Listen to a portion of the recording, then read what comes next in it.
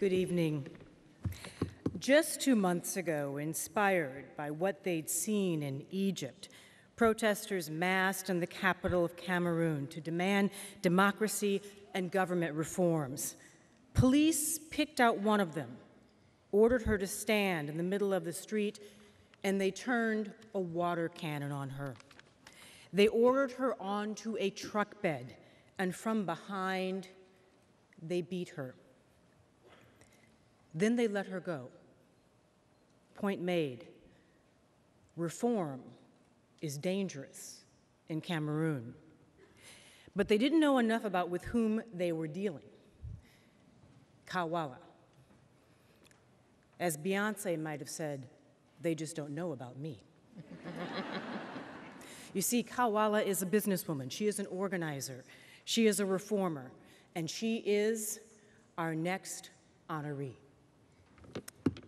When Kah Walla's plane touched down in Washington earlier this week, she was coming to a place she knows well. She went to school at Howard University. Yeah, go Howard. From there, she could have gone anywhere, but she wanted to help her country, something that I, as a Nigerian, can relate to. A country where 40% of the population lives on less than $1 a day, and half of the country lacks electricity or clean water. Back home, she started a consulting firm called Strategies. She wanted to create a woman-led model of African success that can compete anywhere. With Fortune 500 clients on 5 continents, she's done just that. But that wasn't enough for Kah Walla. No, siree. She was elected to the City Council of Douala. She saw that of the 1,300 traders in Douala's Sandaga market, the largest produce hub in Central Africa, 900 were women, but they had no voice in how that market was run. Kah didn't see this as a burden that they had to bear, but rather a challenge that they could overcome. 2 years ago, with help from Vital Voices, the Gates Foundation, and ExxonMobil, she launched a pilot program with women traders to help them form an association in order to leverage the power of their collective voice. Together, they brought an end to double taxation on their earnings, improved working conditions, and they established themselves as stakeholders in a future of possibility. She gave them a voice. Kah believes that the potential of Cameroon is to be found in its many different voices. In the 50 years since its independence, Cameroon has had only 2 presidents. Kah Walla is leading a movement for electoral reform to ensure that the voice of every citizen will be heard. She is the essence of leadership. In October, Kah Walla announced her candidacy for president of Cameroon. We honor her tonight.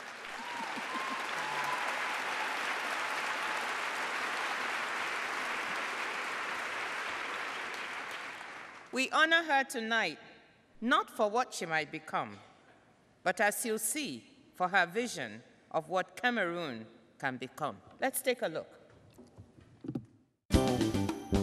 Kah has an energy around her that is contagious, and it helps people, I think, reach beyond where they're already considering going.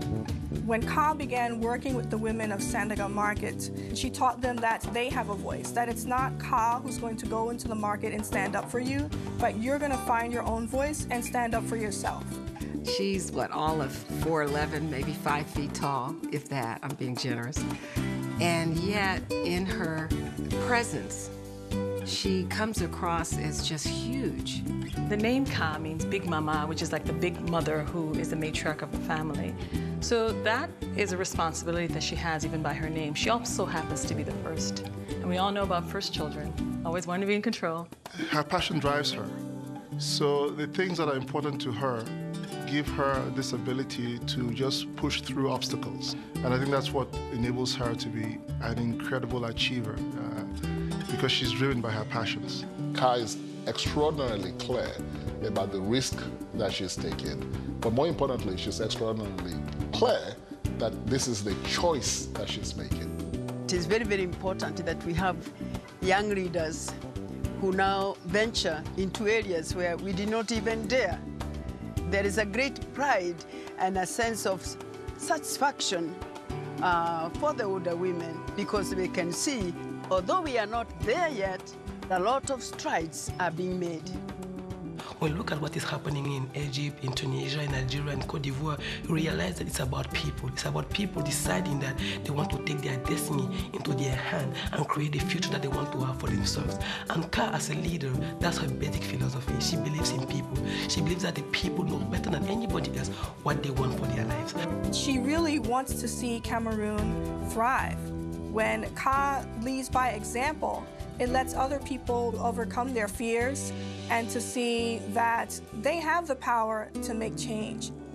She has a very strong sense of who she is, where she's from, and that's what keeps her, I think, focused. Because she sort of owes it not just to herself, Kah, she owes it to all these people behind her who are looking at her and looking up to her.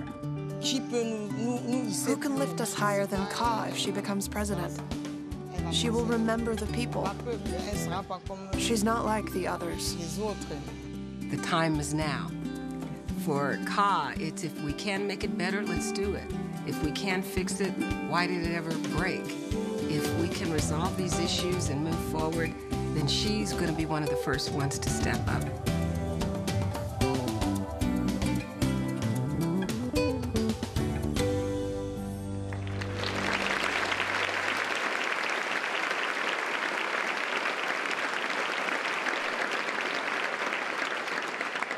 For her pioneering vision and commitment to the ideals of progress, Vital Voices is proud to present the 2011 Leadership in Public Life Award to Kah Walla.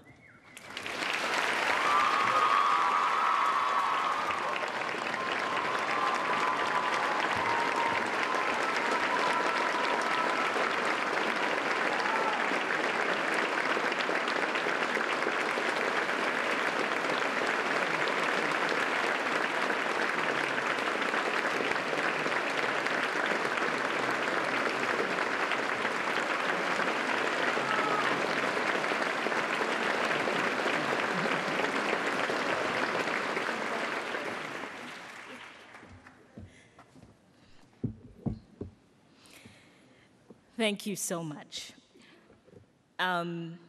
We see these films for ourselves the first time as we're coming on, so it's extremely emotional. Thank you. Thank all of you. I want to thank you in the name of the over 3 billion women who live in the world and the over 500 million women who live in Africa. Thank you to Vital Voices Global Partnership, and to all of you who support this incredible organization and enable it to do its work. Thank you for seeing our work, for hearing our voices, for recognizing that we are an essential part of today's world, and that our participation, our leadership, our vision is indispensable in building the world of tomorrow. From the beginning of time, African women have played extraordinary leadership roles. Queen Zinga fought Portuguese colonizers in the 16th century. Marthe Mounier of Cameroon fought for independence and spoke at the All-Africa People's Conference in 1958. Ellen Johnson Sirleaf has demonstrated that being an African, woman, and president is a combination that works well.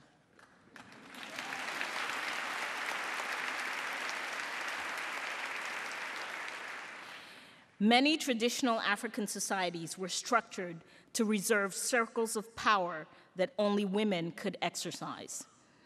In the Cameroonian grass fields, at every level where a man exercises power, from the family head to the village chief, there is a woman exercising power right beside him, often counterbalancing his power to ensure that decisions taken are the best for the society as a whole. Colonization, lack of leadership after independence, and most importantly, lack of African history being recorded and taught to Africans have caused our societies to lose this egalitarian conception and exercise of power. This has been catastrophic for African women. It has been catastrophic for African societies. It has been catastrophic for the world. I am here today to tell you that African women are taking back their power.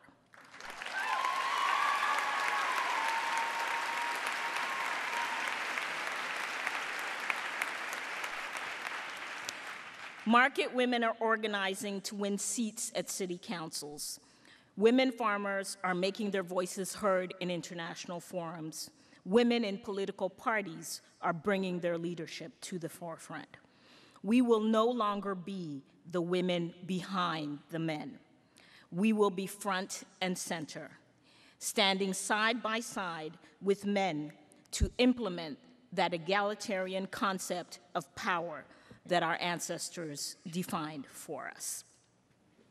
We will be standing side by side with men to implement the vision that power in society is the power to listen to all of the voices, loud and soft, young and old, male and female.